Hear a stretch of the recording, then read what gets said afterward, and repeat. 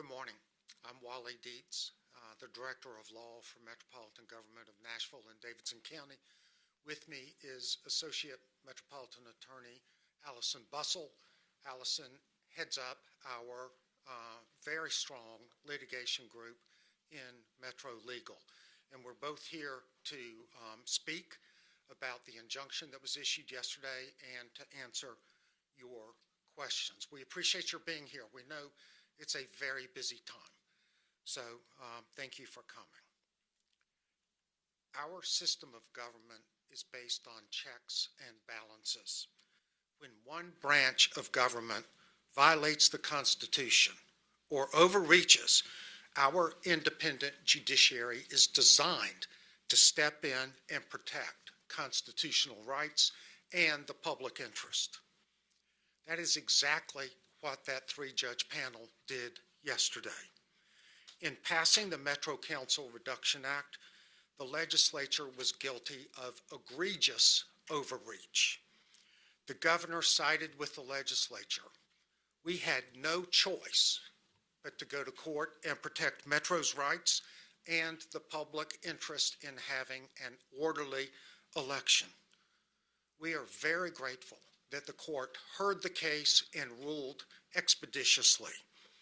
The court's decision yesterday should be a sign to the legislature that it cannot do whatever it wants, regardless of the Constitution, regardless of the public interest and the impact on the public as a whole.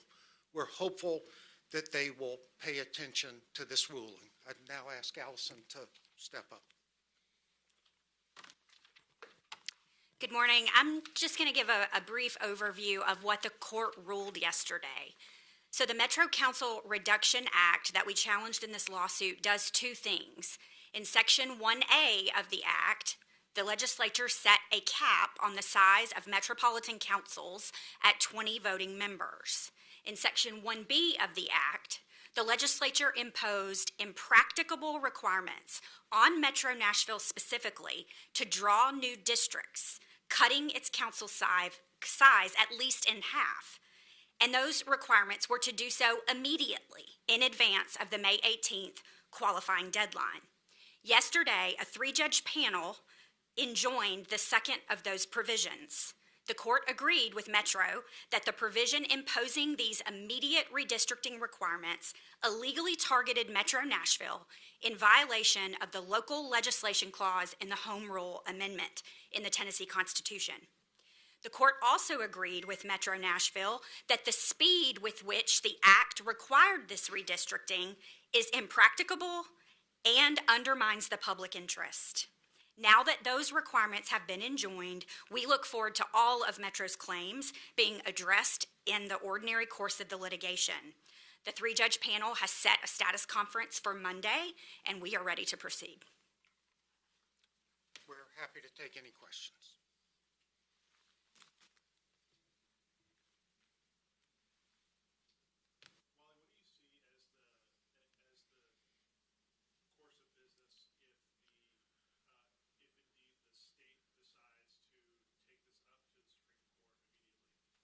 Okay, I'll let Allison speak to that process.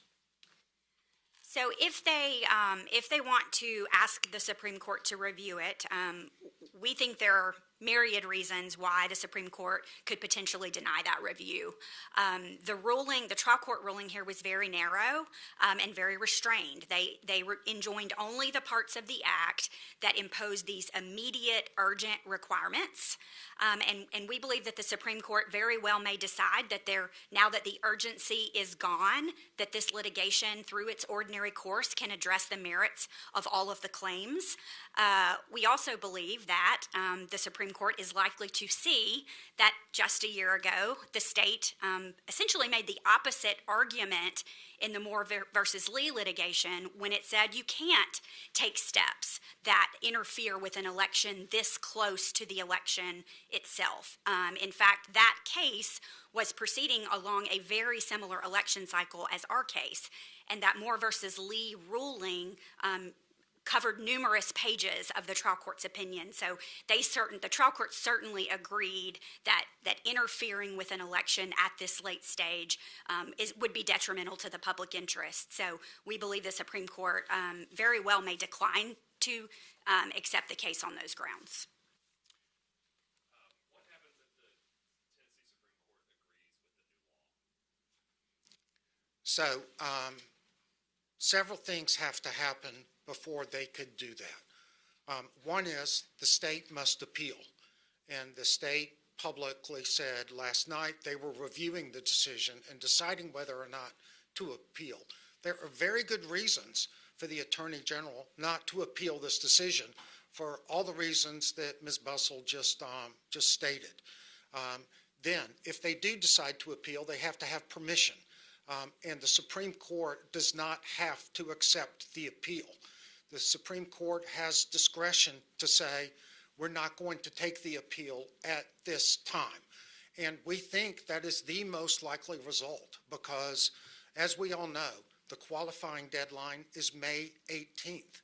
Today is April 11th. It is too late to implement this act in this election. This three-judge panel ruled unanimously that it was too late and that the integrity of the election itself was in jeopardy. So we don't think the Supreme Court will see a need to jump in and accept the case. That leaves the remainder of these claims to proceed in the ordinary course. We have constitutional claims that were not litigated in the injunction hearing last week and weren't before the court. So the rest of the case can proceed, and we'll see where they go.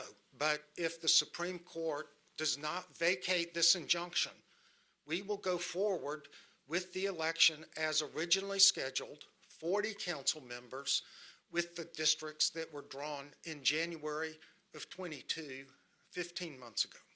So, just to clarify, you're planning to continue on with the process based off the pre-planned August council election? We are suspending our plans to enforce the law for this election. While it was the law, we advised the council and the planning commission that until there was an injunction, it was important that we comply with the law as passed and as signed by the governor. So the planning commission did that. The Metro Council met several times to discuss how to implement the law, but now the law is not in effect. So there is no reason for the council or the planning commission to move forward with implementing those drastic changes on that drastic timetable. So that means that the redistricting process will stop during the injunction? Yes, the redistricting process will stop. The planning commission is working on a statement to go on its website that will say that. There is currently nothing in front of the Metropolitan Council by way of resolution to go forward, and they will not. They will not go forward because the law has been enjoined. It cannot be implemented at this time.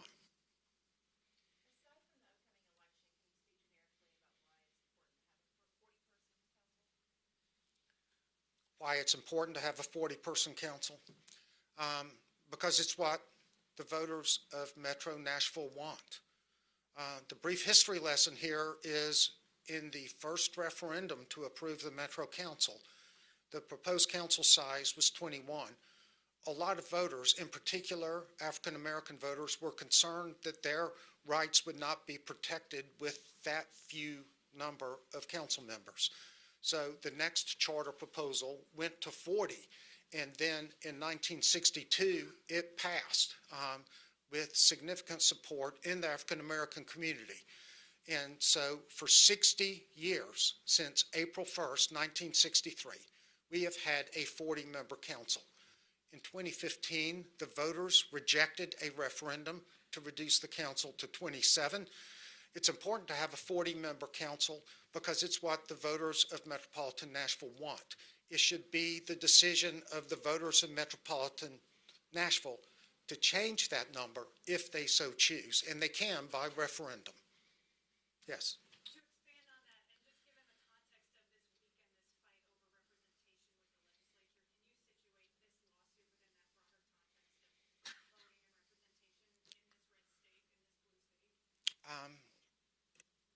Yes. Let me say that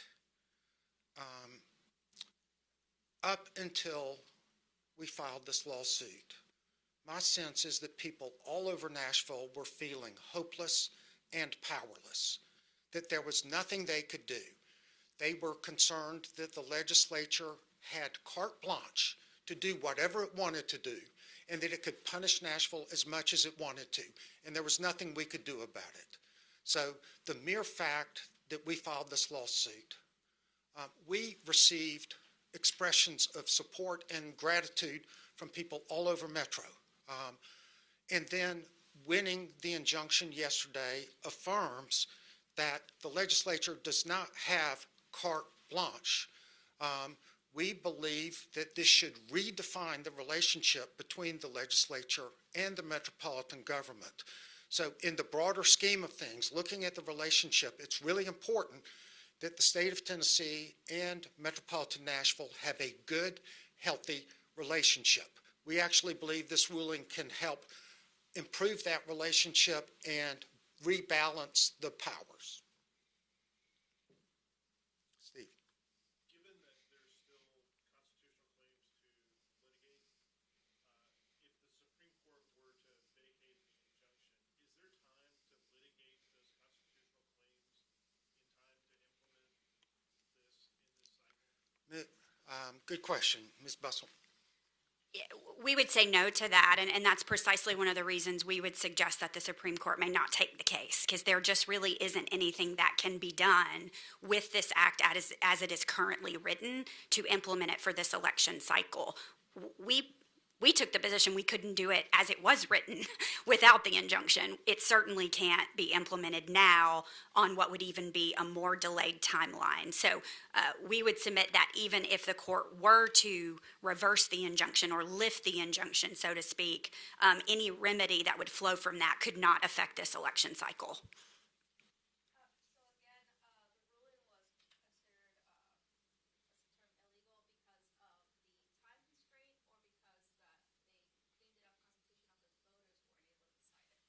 So that's a great question.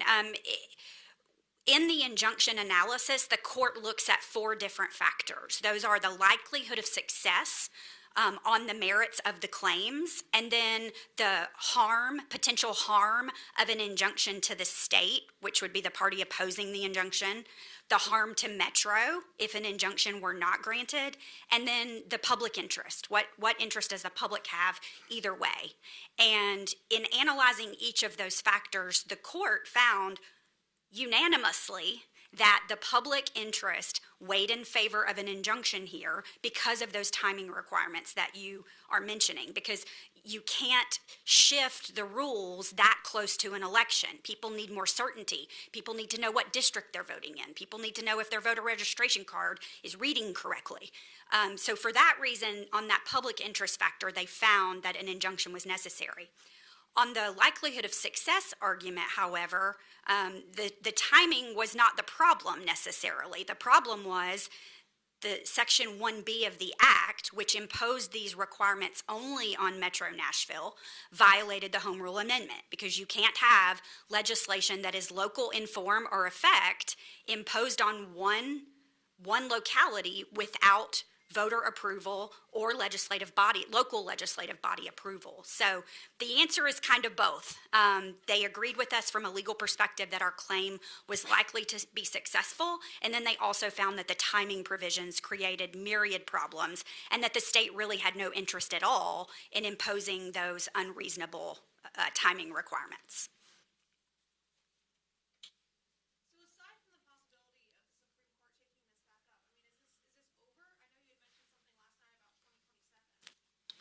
So it's not over. If the Supreme Court, if the state appeals and the Supreme Court does not take the appeal, then whether or not we have to implement the 20-member council this year, that question is over. The answer is no, we do not. We go forward with the election on August 3rd as we had been planning for ever since January when the new 22, when the new maps were approved well over a year ago. So as in terms of what kind of election we have in 2023, the answer will be final and resolved. We go forward as planned. There are other issues about whether the statute is constitutional that could change what Metro needs to do in 2027. But there's plenty of time for those constitutional claims to be litigated in the ordinary course.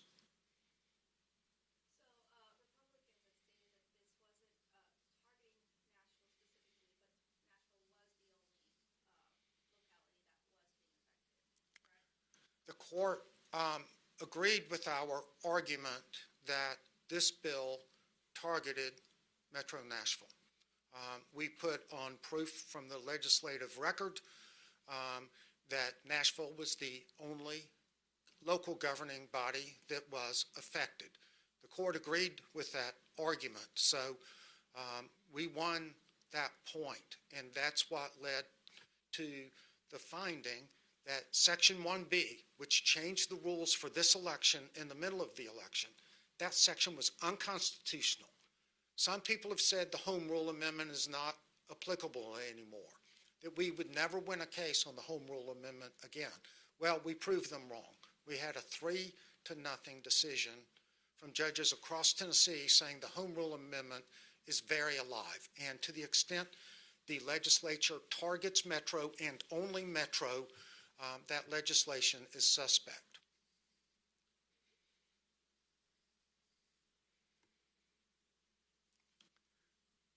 Any other questions?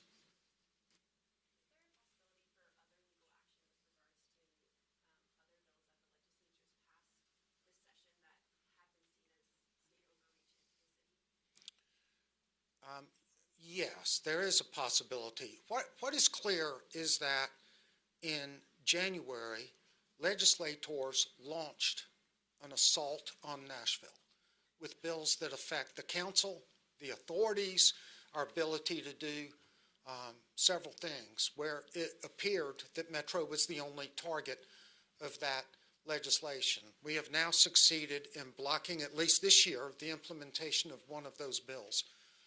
To the extent legislation targets Nashville and Nashville alone, we are taking a very hard look at that. We don't know if those bills will pass, if they will be signed by the governor, and what the final form will be. But we are watching them as they progress through the legislature, and if we determine that the bill affects only Nashville or attacks our charter, which is our Constitution, we're very likely to take action.